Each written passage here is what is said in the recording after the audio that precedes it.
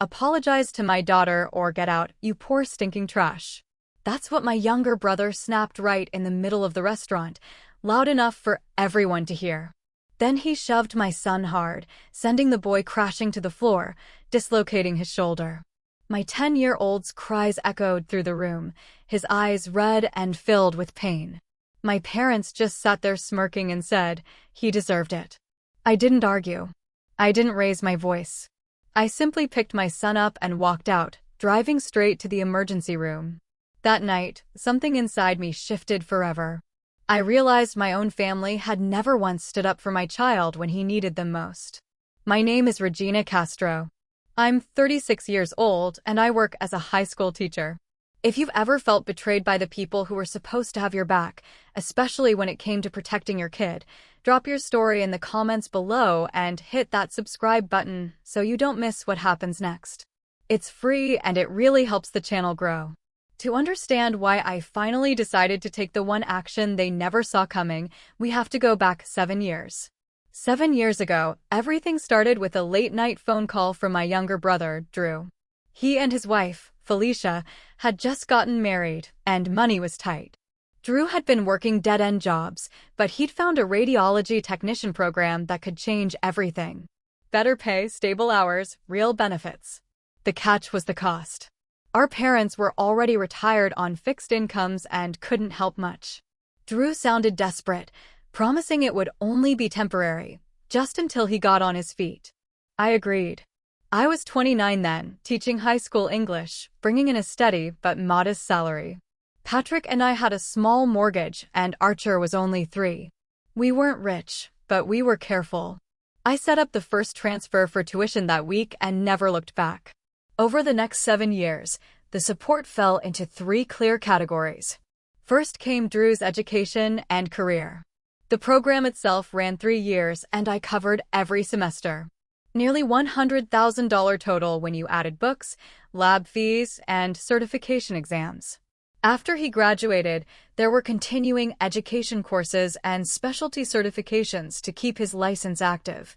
I paid those too, because it's an investment in our future, he'd say. Then there was the lifestyle they wanted to project. Drew insisted a reliable family vehicle was essential for job interviews and networking. So, I co-signed and covered the lease on a large SUV. Monthly payments that added up fast. They moved to a nicer neighborhood with better schools. And I picked up the difference in rent each month. Full family health insurance, new clothes for interviews and work events, weekend getaways to recharge, all quietly funded from my account. I told myself it was helping them build the image they needed to succeed. The third category was Blair. From the moment she was born, Felicia talked about her talent. Blair loved performing even as a toddler. By age 4, she was in private acting classes. I paid for the elite private elementary school with the strong arts program, the extra drama workshops, costumes, stage props, summer theater camps, anything to nurture what they called her natural gift. There were moments I hesitated. The first came about 4 years in when Drew called asking for help with the SUV lease. He said public transportation looked unprofessional and hurt his networking. I remember staring at my own bank balance. We were saving for Archer's future braces and activities, but I sent the money anyway. The second time was 2 years ago. Felicia messaged directly asking for an intensive summer acting intensive for Blair. It was expensive, and Archer had just started soccer, which wasn't cheap either.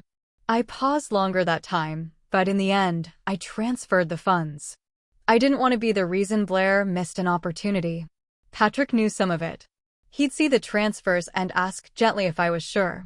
I'd tell him it was family, that Drew would pay it back once things stabilized. Patrick never pushed. He trusted me. Meanwhile, Drew and Felicia lived comfortably. Social media showed new furniture, family vacations, Blair in expensive costumes on stage. They talked about their success as if they'd built it all themselves. Hard work, smart choices, sacrifice. At family gatherings, our parents beamed at Drew's stories about his job, his promotions, Blair's latest performance. They called him the one who made it. Me, I was the dependable one, the teacher with the stable life. No one ever asked how we managed on one income or why we still drove the same old sedan while Drew had the shiny SUV. I started feeling the weight, but I pushed it down. Family helps family, right? Then I saw a post from Felicia. A photo of the SUV parked in front of their rented house, caption reading, "All this through hard work and smart planning. So proud of what we've built on our own." Something twisted in my stomach. They weren't lying outright, but they weren't telling the truth either. I didn't say anything. I kept quiet like always until the night we celebrated Blair's first lead role in the school play at that Italian restaurant. The afternoon of Blair's first lead role started out like any proud family event. We all gathered at the school auditorium. Me, Patrick, Archer, my parents, Drew, Felicia, and Blair. Of course, the little theater was packed with parents and kids. When Blair stepped on stage in her costume, delivering her lines with that big smile she'd practiced for months, the room erupted in applause. My parents beamed the whole time, whispering about how talented their granddaughter was. Drew recorded every second on his phone. Even Archer clapped enthusiastically. He'd been excited to see his younger cousin perform. After the final curtain call and more applause, we moved to the Italian restaurant nearby. They had reserved a private room for us. Long table, soft lighting, baskets of bread already waiting. The mood was celebratory. My parents ordered wine for the adults and sparkling water for the kids. Drew raised a glass first, toasting our little star. Everyone joined in, calling Blair the family's rising talent. She sat at the head of the table, soaking it all in, accepting compliments like she'd been doing it for years. Patrick and I had brought a small gift, a book on acting techniques that Archer picked out himself, thinking his cousin would love it. He wrapped it carefully the night before, excited to give it to her. Dinner started normally enough. Pasta, laughter, stories about the play. Then Blair turned her attention to Archer. She eyed his shirt, which he'd outgrown a bit but still fit, and smirked. "That's the same shirt you wore last year, isn't it?" she said loudly enough for the table to hear. "Looks kind of small now." Archer shifted in his seat, cheeks turning pink. He tried to laugh it off. Blair wasn't done. When he reached to pass her the gift, she snatched it from his hand. "What's this?" "Another cheap book." She flipped through the pages quickly, then tossed it back across the table. "I already have better ones." Archer reached politely to take it back, saying quietly, "I thought you'd like it." Blair shoved his hand away, not hard, but enough to make the point. She rolled her eyes and laughed. That's when Drew stood up fast, chair scraping loud against the floor. His face was red. Without warning, he shoved Archer hard in the chest. My son flew backward, hitting the marble floor with a heavy thud that silenced the entire room. Archer let out a sharp cry, grabbing his arm, tears instant. Drew leaned over him and snapped, "Apologize to my daughter or get out of here, you poor stinking trash." Felicia chuckled beside him, adding, "Yeah, don't ruin her big night." My parents didn't move to help. They exchanged a quick look, then smirked slightly and said almost in unison, "He deserved it." Kids being kids. The room went dead quiet. I could feel the servers hovering near the door, eyes wide, but saying nothing. Other tables nearby had gone silent, too. Forks paused midair, staring but not intervening. No one reached for Archer. No one scolded Drew. No one even asked if my son was okay. In that moment, the worst part wasn't the push. It was realizing nobody at that table, not my brother, not his wife, not my own parents, was going to stand up for my child. I stayed calm on the outside. I slid out of my chair, knelt beside Archer, wiped his tears with my napkin, and helped him to his feet. He was shaking, holding his arm close to his body. I grabbed our things, nodded politely to the server on the way out, and walked us straight to the car. On the drive to the emergency room, I stayed silent. But that night, everything changed. We got home late from the emergency room. The doctor had confirmed a dislocated shoulder, popped it back in place, and wrapped Archer's arm in a sling. He was exhausted from the pain meds and fell asleep almost immediately on the couch, his face still pale. I sat beside him in the dim living room light, watching his chest rise and fall. At 10 years old, he looked so small with that bandage. I kept replaying the moment his body hit the floor. The way no one moved to help him. But more than that, I thought about what it taught him. That in our family, some kids mattered more than others. If I stayed silent tonight, Archer would learn to accept unfairness as normal. He'd grow up thinking it was okay for people who were supposed to love him to choose sides against him. I couldn't let that happen. Patrick came in quietly from the kitchen, handed me a cup of tea, and sat on the arm of the couch. He didn't say much at first. He just put his hand on my shoulder. I finally opened the banking app on my phone and started adding it all up properly for the first time. Transfer after transfer, month after month, over 7 years. Tuition payments, lease contributions, rent supplements, insurance premiums, school fees, extras for Blair's classes. The total hit $260,000. I turned the screen toward Patrick and told him everything, every detail I'd kept quiet about for years. How it started small and grew. How I'd always justified it as family duty. His jaw tightened as the numbers sank in, but his voice stayed steady. "You've done more than enough," he said, pulling me close. "It's time to stop." He was right.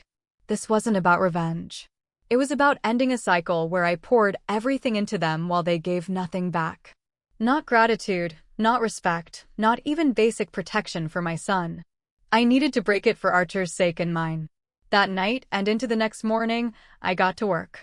I called the leasing company and removed myself from the SUV payments. They confirmed it would go to collections if Drew didn't arrange something new. I contacted Blair's private school and withdrew my funding effective immediately, sending the termination email the bursar had requested years ago for sponsors. I logged into every utility account tied to their address and removed my card, then requested the accounts be transferred solely to Drew's name. Health insurance add-ons, auto-pay for their internet plan, even the small recurring donation I'd set up for Blair's theater boosters, all canceled with confirmation emails saved. Every click felt like closing a door I'd left open too long. By midday, my phone started lighting up. The first real call came from Drew, his name flashing over and over. I could picture him opening the email from Blair's school about the overdue balance. His voicemail was frantic, demanding to know what was going on, why payments had stopped. I didn't pick up. I didn't reply. A few days later, the consequences started rolling in fast. The first real wave hit on Tuesday morning. An official email from Blair's private school landed in Drew's inbox, the one I used to have copied on all billing notices. It stated that the current semester balance was now overdue and immediate payment was required or enrollment would be withdrawn by the end of the week. No more access to the specialized arts classes, the advanced drama program, the small teacher-to-student ratio they always bragged about. Just like that, Blair's special path was at risk. Drew must have panicked because my phone started buzzing nonstop. Missed calls, voicemails, texts. First confused, then angry. "What did you do about Blair's tuition? This can't be right. Fix it." I read them as they came in, but I didn't respond. The anger I expected to feel didn't come. It was more like emptiness, a quiet space where the constant worry used to live. Wednesday brought the second blow. A formal letter from the leasing company arrived at their house. Certified mail, the kind you can't ignore. Since I'd removed myself as co-signer and primary payer, Drew no longer qualified on his own credit. They had 30 days to either refinance or return the SUV or repossession proceedings would begin. That big shiny vehicle they used for everything, school drop-offs, weekend trips, posting pictures in front of nice places, suddenly had an expiration date. The messages escalated.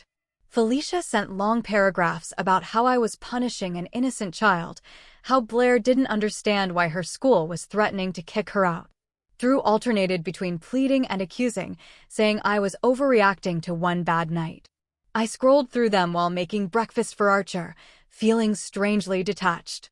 No rage, no guilt, just nothing. Then Mom called Thursday afternoon. Her voice was thick with tears from the first word. She'd clearly heard everything from Drew. "Regina, honey, how could you do this? You're destroying your niece's dreams. That school is everything to her. And the car. How will they get around? This is breaking your brother's heart." She went on about family sticking together, about forgiveness, about how kids say silly things sometimes. I let her talk until she ran out of steam, then quietly said I had to go. I hung up before she could start again. Through all of it, I kept my focus on Archer. I took him for his follow-up appointment Friday morning. The doctor said the shoulder was healing well, no permanent damage, but he'd need the sling another week and physical therapy after that. Archer was brave about it, asking smart questions, even cracking a small joke with the nurse. Watching him handle it with more grace than the adults in our family ever showed made something settle inside me. I wasn't going to let that change. Patrick checked in throughout the days, making sure I was okay, handling meals and school pickup when I needed space. We didn't talk much about the messages flooding my phone. We just moved forward as a team. The calls and texts kept coming, but I left them unread after a while. The emotion that surprised me most wasn't satisfaction or vindication. It was relief, like finally exhaling after holding my breath for 7 years. The family group chat exploded that same Thursday evening. Drew posted first a long message painting the restaurant incident as a minor kid scuffle that I'd blown out of proportion. He claimed Archer had started it by being rough and that my reaction was punishing everyone for nothing. Felicia jumped in quickly with a follow-up, sharing screenshots of the school's payment demand and writing how devastated Blair was, how her confidence had been crushed right after her big performance. Mom and Dad tagged me repeatedly. Mom sent voice notes, her tone pleading, asking why I was tearing the family apart over one evening. Dad wrote shorter messages saying we should all sit down like adults and sort it out for the kids' sake. They kept mentioning blood ties, how no one is perfect, how I'd regret it later. I read everything as it poured in, notification after notification. Instead of replying, I started saving. I screenshotted every transaction history. I still had access to every old text where Drew had asked for just a little help this month, every confirmation email from payments I'd made over the years. I backed them up in a folder on my computer and in the cloud, not for drama, just in case they tried to rewrite what had really happened. The online fallout spread beyond the chat. Felicia posted a vague status on Facebook about family turning their backs when you need them most, with a sad emoji and a photo of Blair looking downcast. Comments from friends poured in with sympathy, people who had no idea about the years of support behind the scenes. The escalation peaked the following Saturday afternoon. The doorbell rang repeatedly. Then came loud knocking. Patrick looked out the window and saw Drew's car in the driveway. The SUV still there for now. He told me to stay inside with Archer, who was resting in his room. I heard the voices through the door. Drew shouting my name, demanding I come out and talk. Felicia adding that we couldn't hide forever, that this was destroying Blair. Their words got louder, more insistent, fists banging harder. Patrick opened the door just enough to stand in the frame, calm but firm. "You've done enough," he said clearly. "Please leave our property. If you don't, I'll call the police." Silence for a beat. Then muttering, car doors slamming, engine starting. They drove off. Patrick closed the door, locked it, and came back to me. He didn't say much, just wrapped his arms around me and held tight. In that quiet moment with Archer safe upstairs, I felt something solid. We were okay. 3 weeks later, everything had become clear. The full consequences unfolded over the next few weeks. The leasing company didn't wait long. One Tuesday morning, a tow truck showed up at Drew and Felicia's place and took the SUV away. Drew had tried to negotiate an extension, but without a new cosigner or full payment, there was no option. That vehicle, the one they'd filled with family photos and road trips, was gone. Blair's situation settled next. The private school held firm on the overdue fees. After missed deadlines, they officially withdrew her enrollment. She started at the local public elementary school the following Monday. No more specialized drama track, no small acting classes, no advanced stage productions, just regular classes with everyone else. Felicia later told my parents it felt like her daughter's spark had been taken away, but Blair adjusted faster than they expected. Money got tight quickly. Rent on their nice house became impossible without the extra support. By the end of the month, they gave notice and moved into a smaller apartment across town. 2 bedrooms instead of 4. No community pool, basic amenities. Drew picked up overtime shifts and Felicia took a part-time job at a retail store to help cover bills. Their social media went quiet for a while. My parents stopped reaching out altogether. No more invitations to Sunday dinners. No text checking in. No calls asking about Archer's recovery. The silence from them felt heavier than any argument ever could. Through it all, our little family found a new kind of peace. Archer's shoulder healed completely. The physical therapy sessions ended. The sling came off for good. And he was back to running around like nothing had happened. One weekend, we packed the car and drove to the coast for a short beach trip. Just the 3 of us. The weather was perfect, warm sun and cool waves. Archer spent hours building sand castles, chasing seagulls, splashing in the surf. His laughter carried over the water, loud and free. Patrick and I sat on a blanket watching him. We didn't talk much about what had happened lately. We just enjoyed the moment, simple, uncomplicated hours. When we got home, I took one final step. I blocked Drew's number, Felicia's, and my parents'. I left the old family group chat without a word. The phone felt lighter afterward. Looking back, watching Archer run and jump on that sand with his arms strong again, I knew I'd made the right choice. Real family isn't about who you're forced to apologize to for existing. It's about who protects you, who sees your worth without keeping score. I don't need big speeches or dramatic declarations. I just feel relief, deep, quiet relief knowing I broke that cycle for my son.